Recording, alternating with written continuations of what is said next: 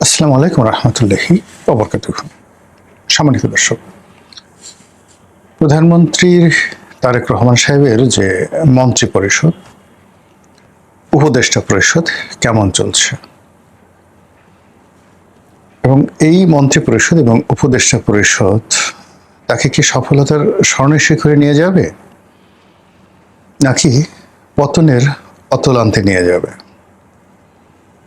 কিংবা তিনি নিজে যে সকল কাজকর্ম করছেন সেই কাজকর্মগুলোর মধ্যে আলটিমেটলি সরকারের সফলতা, তার নিজের ব্যক্তিগত সফলতা এবং দেশের যে সার্বিক অবস্থা, এই বিষয়গুলো কিভাবে প্রতিফলিত হচ্ছে, এর কি কোনো ভবিষ্যৎ আছে? এই বিষয়গুলো নিয়ে আলোচনা করব। এবং আমি যখন আলোচনা করছি তখন রাজপথে শিক্ষামন্ত্রীর পদত্যাগের দাবিতে তুমুল আন্দোলন চলছে। তারপর সংসদ ভবনে ছাত্ররা ঘেরাও করে আছে, পুলিশ লাঠিপেটা করেছে, কয়েক দফা তাদেরকে তাড়িয়ে দেওয়া হয়েছে। যেহেতু এই জেনারেশনটা মানে আমাদের দেশে কোটা বিরোধী আন্দোলনে যারা সফলতা পেয়েছেন তাদের চাইতে এই জেনারেশনটা আরো বেপরোয়া। এদের বেশিরভাগই টিনেজ, মানে 20 বছরের নিচেদের বয়স, এসএসসি পরীক্ষার্থী। ফলে এই যে যারা রাজপথে আছে তাদের সঙ্গে পরিবার জড়িত, রাষ্ট্র জড়িত এবং যারা আইন শৃঙ্খলা রক্ষার দায়িত্বে নিয়োজিত তারাও জড়িত, এবং একই সঙ্গে সরকারকে যারা বিপদে ফেলতে চায় তারা যারা এখন রাজপথে আছেন তাদেরকে যত সহজে মোটিভেট করতে পারবেন, এটা অন্য কোনো রাজনৈতিক দল, গ্রুপ বা গোষ্ঠীর দ্বারা কোনো মতে সম্ভব নয়। আমরা যেরকম সাধারণ মানুষ তারা কিন্তু অনেক আগের থেকেই বলছিলাম যে জুলাই, আগস্ট, সেপ্টেম্বর এই 3টি মাস সরকারের জন্য ভীষণ রকম খারাপ একটা সময় যাবে, প্রাকৃতিক কারণে, রাজনৈতিক কারণে এবং অন্যান্য বিভিন্ন কারণে। এবং এই যে দেখুন, সমস্যাটা শুরু হয়েছে বৃষ্টি থেকে। এখন এই যে বৃষ্টিটা হলো, এখানে তো তারেক রহমান সাহেবের কোনো হাত ছিল না, কিন্তু তিনি যদি এই জুলাই মাসের বৃষ্টি, প্রকৃতি, গ্রহ নক্ষত্র সম্পর্কে তার ধারণা থাকতো তাহলে এই সময়টিতে তিনি সতর্ক হতেন। এবং এখনো তিনি যদি সতর্ক হন তাহলে অনেক বিপত্তি তিনি এড়াতে পারবেন। আর সতর্ক যদি না হন তাহলে বলতে গেলে পচা শামুকে পা কাটবে। আলোচনার শুরুতে চলে আসি। এই সরকারের বেশ কয়েকজন মন্ত্রী যারা ইতিমধ্যে মানুষের বিরক্তির কারণ হয়ে পড়েছেন, সমালোচিত হয়েছেন। এরা নিজ নিজ দপ্তরে তারা সফলতার পরিবর্তে ফাটাকেষ্ট হওয়ার চেষ্টা করে চলেছেন, অনেকটা সিনেমাটিক স্টাইলে, যেটি এই আধুনিক যুগে একেবারে বেমানান। যেখানে এই জেনারেশনের 4, 5 বা চতুর্থ এবং পঞ্চম শ্রেণীতে যে সকল ছেলে মেয়ে পড়াশোনা করছেন তারা আপনার আমার চাইতে, মানে আমরা যারা এখন 60 বছর বয়সী, আমাদের কিছু অভিজ্ঞতা আছে, তারপর কিছু সেই পুরনো দিনের ইতিহাস জানা আছে, জীবনের কিছু সফলতা আছে, কিন্তু আমাদের স্বপ্ন, উদ্যমতা নেই বললেই চলে।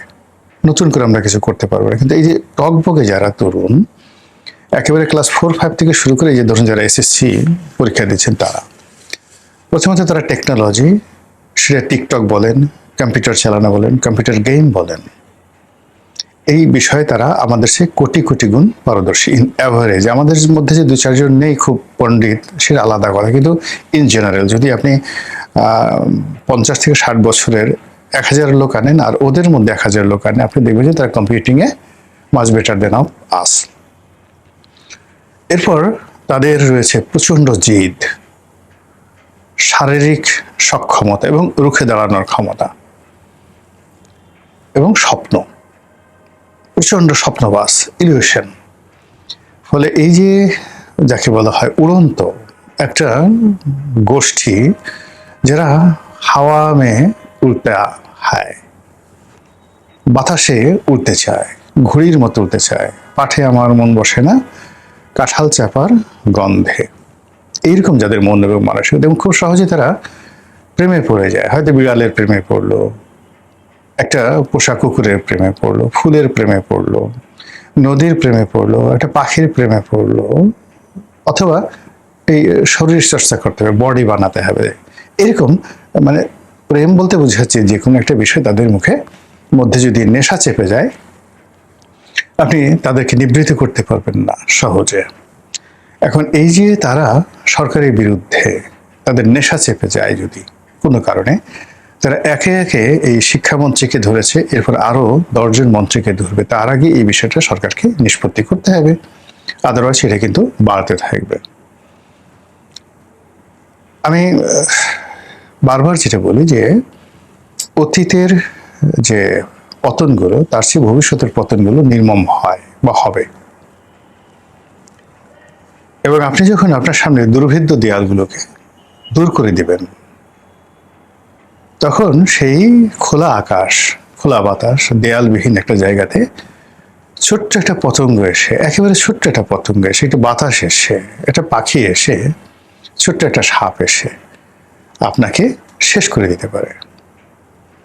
এই জন্য হয় কি, রাজনীতি, অর্থনীতি সব জায়গাতে একটা ভারসাম্য থাকে। এখন বাংলাদেশের রাজনীতি সবচেয়ে ভারসাম্যহীন।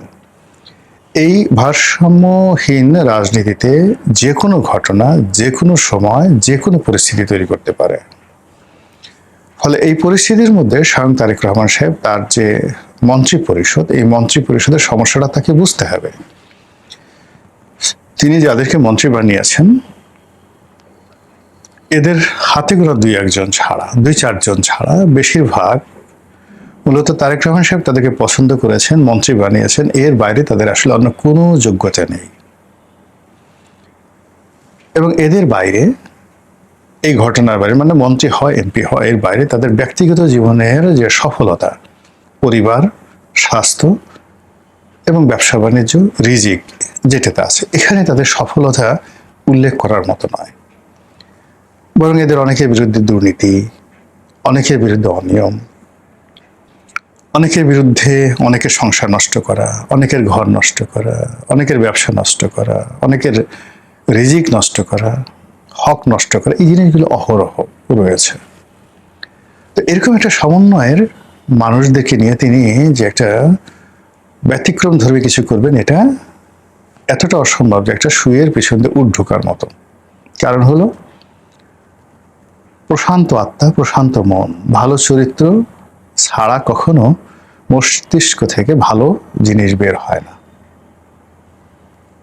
যাদের মস্তিষ্ক থেকে উত্তম জিনিস বের হয়, তারা সবাই মুতমাইন না, তাদের একটা প্রশান্ত আত্মা থাকে। কিন্তু এই মন্ত্রী পরিষদে আপনি কাকে কাকে বলেন তো প্রশান্ত আত্মা রয়েছে, এ স্যাটিসফাইড মাইন্ড, কোনো অভিযোগ নাই জীবনের, যেখানে গিয়েছেন শুধু সফল হয়েছেন, এবং তাদেরকে দেখলে আপনার মায়া হবে, মনে হবে এটা একটা ভদ্রলোক, ভালো ফ্যামিলি থেকে এসছে। কজনকে দেখলে মনে হয়, আর কজনকে দেখলে মনে হয় খুব রাগ হয়, মেজাজ গরম হয়, মনে হয় একটু স্পর্শ করে দিই, আলতো করে একটু স্পর্শ করে দিই, একটু সুরসুরি দিয়ে দিই, বা যাদের রাগ হয় তাদের মনে হয় একটা চড় মেরে দেই। এরকম আপনার মনে হয় কাকে কাকে দেখলে, তাইলে আপনি বুঝতে পারবেন। তো এই যে সামগ্রিক অর্থে যাদেরকে মন্ত্রী বানানো হয়েছে, তাদের একমাত্র এবং প্রধান জিনিস হলো তারা সবাই জনাব তারেক রহমান সাহেবের পছন্দের, ভালোবাসার মানুষ। কাজেই এই মন্ত্রী পরিষদের সকল দায় দায়িত্ব তাকেই নিতে হবে। সেই অর্থে ওনার উচিত এই মুহূর্তে যাদের বিরুদ্ধে অভিযোগ এসেছে রাতারাতি তাদেরকে পরিবর্তন করে ফেলা। জাস্ট লাইক, মানে কি বলবো, অন্তর্বাসের মতো। আপনি একটা প্যান্ট 2-3 বার পরেন, কিন্তু জাঙ্গিয়া, ব্রা, গেঞ্জি, এই জিনিসগুলো কিন্তু একবার যদি আপনি ব্যবহার করেন, দ্বিতীয়বার এগুলোকে ব্যবহার করা যায় না। টয়লেট টিস্যু, টয়লেট পেপার দিয়ে ব্যবহার করা যায় না। তো এরকম ভাবে যাদের বিরুদ্ধে অভিযোগ এসছে তাদেরকে ছুঁড়ে ফেলতে হবে। আদারওয়াইজ এখান থেকে নিয়ে যদি অন্য জায়গায় রাখা হয়, ওএসডি করে রাখা হয়, এবং এই মানে ব্যর্থ মন্ত্রীরা যদি থাকেন, ক্যাবিনেটে থাকেন, তাহলে এরা ভাইরাস ছড়াতে থাকবে। এই গেল একটা।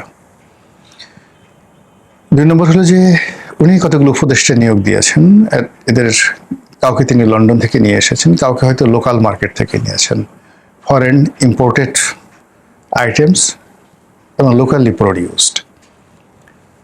এই গত 4 মাসে তাদের একটা সিঙ্গেল কথা, একটি আচরণ, একটি কর্ম জাতির দৃষ্টি আকর্ষণ করেনি, বরং তাদেরকে দেখলেই মানুষের মনে হয় যে কেন এবং কি কারণে প্রধানমন্ত্রী এদেরকে উপদেষ্টা বানালেন, কেন তাদেরকে নিয়োগ দিলেন। এই বারবার শুধু প্রশ্ন আসছে, হোয়াই হোয়াই হোয়াই, কেন এই প্রশ্নগুলো আসছে।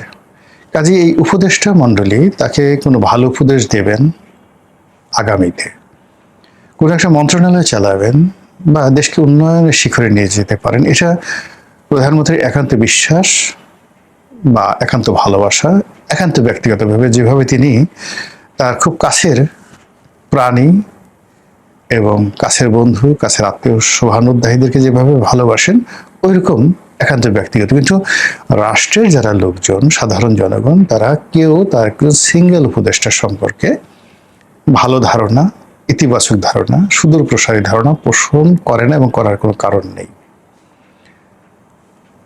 তো কাজেই তাকে রিসা ফেলে যেতে হবে, তাকে রিসা ফেলে যেতে হবে। যে ভুল শেখ হাসিনা করেছেন, জিদ করেছেন, মানে তিনি ধরুন সৈয়দ আবুল হোসেনের পদত্যাগের বিষয় যখন এলো, তিনি আবুল হোসেনকে অ্যাভেল করলেন না শেষ পর্যন্ত, কিন্তু যখন তাকে বাদ দেওয়া হলো তখন তার সর্বনাশ হয়ে গেছে। কিন্তু যখন বলা হয়েছিল যে আবুল হোসেনকে বাদ দেন, রাতারাতি তাকে বাদ দিয়ে দিলে এই ঘটনা ঘটতো না।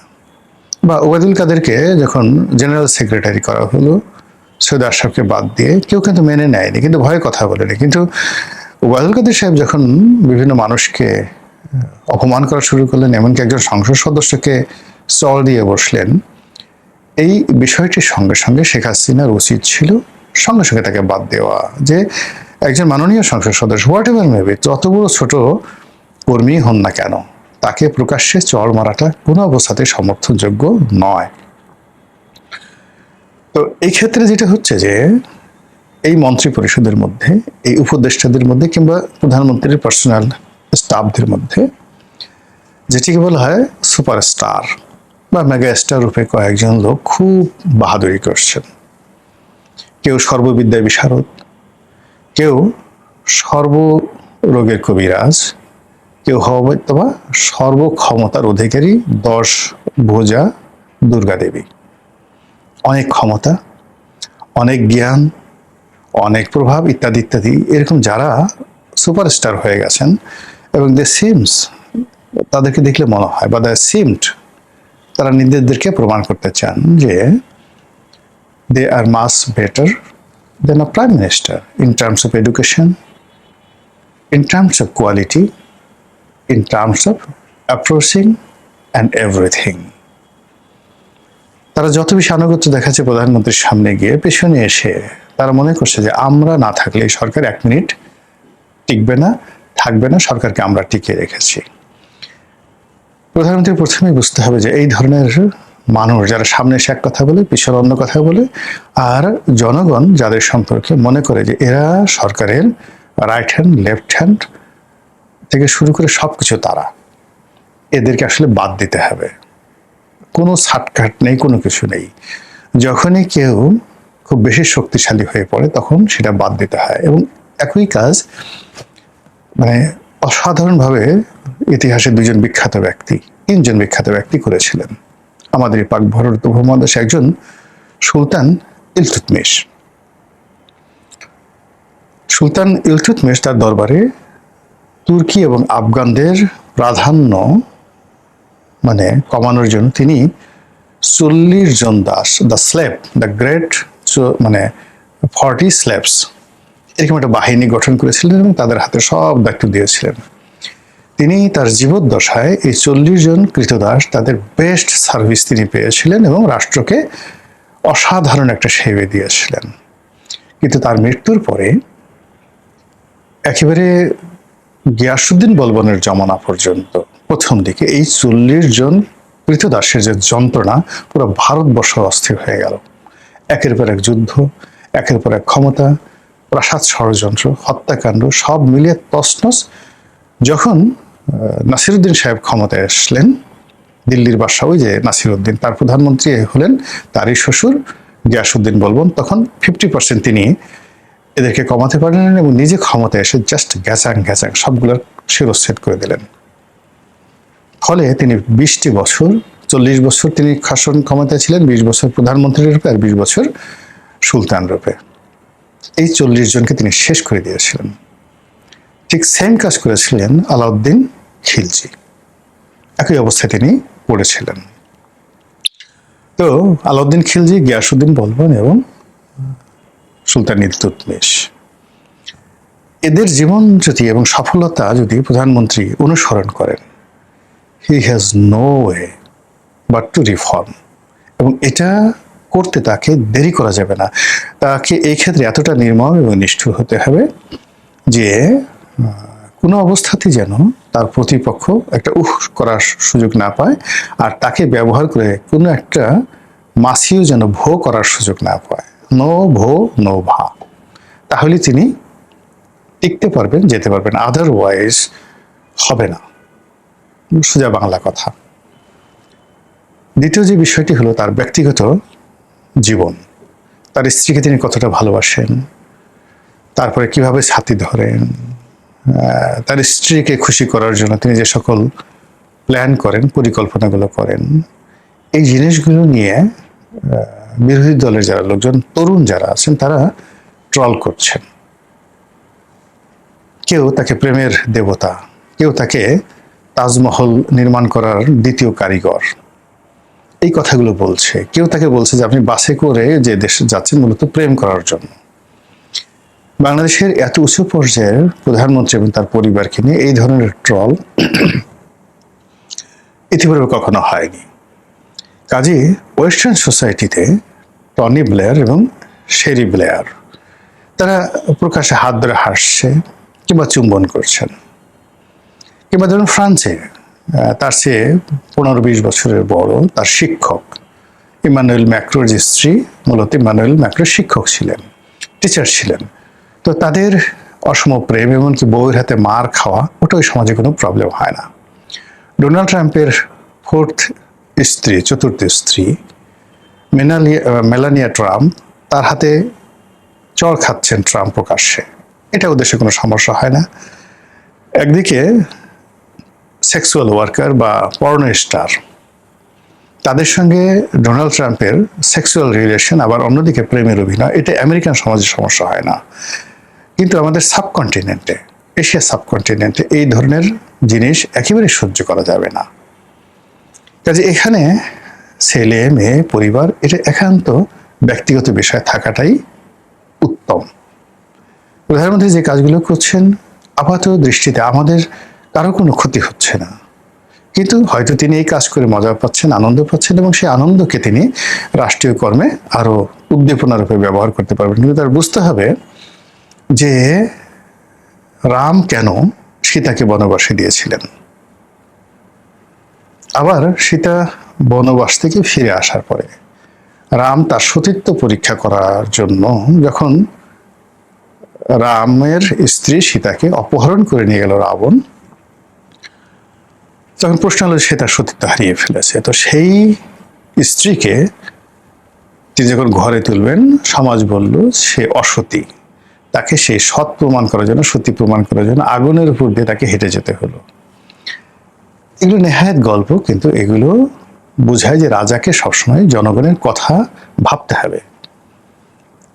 পাবলিক সেন্টিমেন্ট, পাবলিকের যে অ্যাপ্রোচিং, আগে আমরা জানতাম আটকুরে রাজা, সে ঘর থেকে বের হতো না, তার ছেলে মেয়ে হতো না, এই কারণে যে জনগণ তাকে দেখলে বলতো যে হায় আল্লাহ, আজকে রাজাকে দেখলাম, আমাদের দিন ভালো যাবে না। এই গল্পের একটা মিনিং আছে। দেখুন যে সেই যুগে যখন রাজা একক কর্তৃত্ববাদী, তখনও তাকে এই পাবলিক সেন্টিমেন্ট স্মরণ করে তাকে ঘরের মধ্যে আবদ্ধ থাকতে হতো। কাজে এখন প্রধানমন্ত্রী এবং তার পরিবারকে নিয়ে তার যারা সমালোচক যে কথাগুলো বলছে, তাকে অবশ্যই এগুলো কগনিজেন্সে নিতে হবে। আমরা যারা সাধারণ জনগণ আছি, আমরা চাই যে ধারাবাহিকতা থাকুক। একটা জুলাই বিপ্লব হয়েছে, কম বেশি আমরা সবাই সমর্থন জানিয়েছি, ফলে এটা ধারাবাহিকতা থাকলে আমাদেরই লাভ। কিন্তু এখানে যদি ধারাবাহিকতা নষ্ট হয়, তাহলে বিএনপি যত ক্ষতি হবে বা ইউনূস সাহেবের যত ক্ষতি হয়েছে তার চেয়ে জনগণ হিসেবে আমরা বেশি কম্বাইন্ডলি কালেকটিভলি বেশি ক্ষতিগ্রস্ত হয়েছি। আশা রাখি প্রধানমন্ত্রী সুমতি ফিরে পাবেন এবং যথাযথভাবে দায়িত্ব পালন করবেন। আসসালামু আলাইকুম রহমতুল্লাহি ওয়া বারাকাতুহু।